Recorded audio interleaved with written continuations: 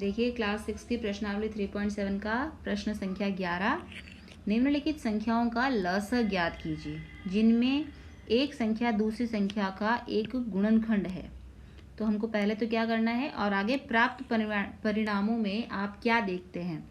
सबसे पहले तो हमको कुछ नहीं देखना है, हमको सिर्फ लसाअ पता करना है। 5 और 20 का लसाअ पता करते हैं।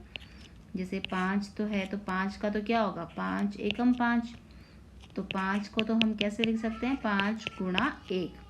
अब हम करते हैं 20 को हम क्या करेंगे, अभाज्य गुणनखंड विधि से 2 का पहाड़े में 20 आता है 10 बार, फिर 2 के पहाड़े में 10 आता है 5 बार, और 5 के पहाड़े में 5 एक बार आता है। तो 20 को हम लिख सकते हैं 2 गुणा 2 गुणा 5, ये हो गया। और लसाअ क्या आएगा इसका, लसाअ इसका आएगा 2 गुणा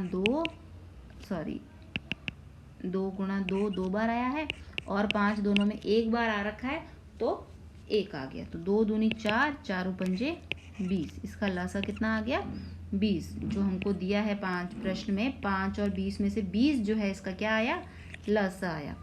इसी प्रकार करते हैं बी भाग में देखिए 6 और 18 के हमको क्या करने हैं, गुणनखंड करने हैं। तो 6 के गुणनखंड तो हमको पता है 2 गुणा 3, 2 तिरी 6 हो गया। और इसी प्रकार 18 के करने हैं तो 18 के क्या हो जाएंगे, 2 तिरी 6, 6 तिरी 18, ऐसे ही होगा ना। ये देखिए ये 18 और 18 के गुणनखंड करेंगे तो 18 के 2 नम 18, 3 तिरी 9 और 3 एकम 3। ठीक है, तो ये हो गया। तो ये 18 के हमने गुणनखंड कर दिए। अब हमको क्या करना है, इनके लसाअ लिखने हैं। तो इनके लसाअ क्या हो जाएगा, 2 दोनों के अंदर एक बार आ रहा है, 3 दोनों में 2 बार मैक्सिमम आया। जितना मैक्सिमम आता है वो लिखना है। तो 2 तिरी 6, 6 तिरी 18। तो इनका लसाअ कितना आ गया, 18 आया। 18 देखिए दी गई संख्याओं में हमको 18 दिया हुआ है लसाअ। ठीक है, अब सी भाग 12 और 48। 12 के गुणनखंड देखिए कितने होंगे, 2 दूनी 4, 4 तिरी 12 हो गया। और 48 का हम निकाल देते हैं। 48 के गुणनखंड देखिए 2 दूनी 4 और 2 चौक 8, 2 एकम 2, 2 दूनी 4, 2 छंग 12, 2 तिरी 6, 3 एकम 3। तो 48 के गुणनखंड हम लिख देते हैं 2 गुणा 2 गुणा 2 गुणा 2 गुणा 3। ये हो गया 48 के गुणनखंड। अब हमको लिखना है इनका लसाअ। लसाअ में क्या कैसे लिखते हैं, 2 मैक्सिमम कितनी बार आया है, 4 बार। तो लसाअ में भी हमको 4 बार लिखना है। 2 उसके बाद 3 कितनी बार आया है, एक बार आया है, एक बार लिख दिया। तो 2 दूनी 4, 4 दूनी 8, 8 दूनी 16 और 16 तिरी कितना आ गया, 48। 48 आया। 48 हमको दी गई संख्या के अंदर भी है, ये आया लसाअ। और इसी प्रकार लास्ट भाग है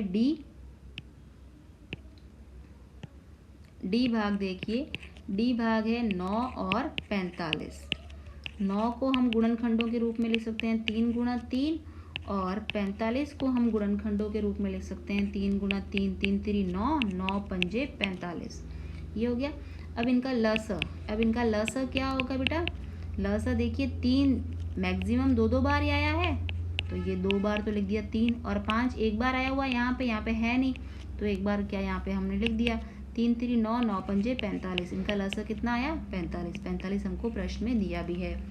तो ये हमने निकाल दिया लसाअ। प्रश्न में पूछा था निम्नलिखित संख्याओं का लसाअ ज्ञात कीजिए। लसाअ ज्ञात कर लिया हमने सबका, जिनमें एक संख्या दूसरी का एक गुणनखंड है। यानी जैसे 5 और 20 दिया है तो 5 जो है 20 का गुणनखंड है, 6 जो है 18 का गुणनखंड है, 12 जो है 48 का गुणनखंड, 9 जो है 45 का गुणनखंड, 9 पंजे 45। ठीक है, प्राप्त परिणामों में आप क्या देखते हैं। प्राप्त परिणामों में हमने ये देखा कि अगर कोई 2 संख्या दे रखी है, दोनों संख्याओं का लसाअ जब निकाल रहे हैं तो लसाअ इस प्रकार हमने क्या देखा कि 2 संख्याओं का लसाअ उनमें से बड़ी संख्या होगी अगर एक संख्या दूसरी का गुणनखंड है। यानी अगर एक संख्या दूसरी संख्या का गुणनखंड है तो उनका लसाअ क्या होगा, जो बड़ी वाली संख्या है। दोनों में चारों भागों में हमने यही देखा। यहाँ पे 2 संख्या है, दोनों संख्याओं का लसाअ क्या आया, 18। यानी 2 संख्याओं में से अगर एक संख्या दूसरी का गुणनखंड है तो जो बड़ी वाली संख्या है वो लस होगी। यहाँ पे भी ये देखिए 12 और 48 में दो संख्या एक दूसरे की, छोटी वाली संख्या बड़ी वाली का गुणनखंड है, तो बड़ी वाली संख्या जो है वो लसअ है। इसी प्रकार डी भाग में भी दोनों संख्याओं में बड़ी संख्या लसअ है अगर छोटी बड़ी की गुणनखंड है। ठीक है, तो इसी के साथ में हमारा ये आखिरी सवाल 12वां प्रश्न हो गया।